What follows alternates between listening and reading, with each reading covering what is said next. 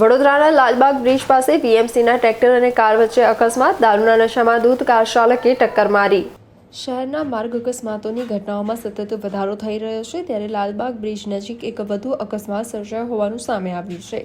Lalbaug bridge પરથી નીચે ઉતરીને અવધૂત ફાટક તરફ જતા રોડ પર એક કાર અને વડોદરા મ્યુનિસિપલ કોર્પોરેશનના ટ્રેક્ટર વચ્ચે જોરદાર ટક્કર થઈ હતી.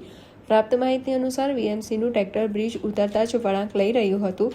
તે જ સમયે બ્રિજ પરથી પૂરપાટ ઝડપે નીચે ઉતરી રહેલી કારના ચાલકે ટ્રેક્ટર સાથે સીધી ટક્કર મારી દીધી હતી. અકસ્માત એટલો અચાનક સર્જાયો હતો કે આસપાસના સ્થાનિકો અને વાહન ચાલકોના લોકટોળા સ્થળ પર ઉમટી પડ્યા હતા. સદનસીબે આ દુર્ઘટનામાં કોઈ મોટી જાનહાનિ નોંધાઈ નથી, જેથી તંત્રએ રાહતનો શ્વાસ લીધો છે.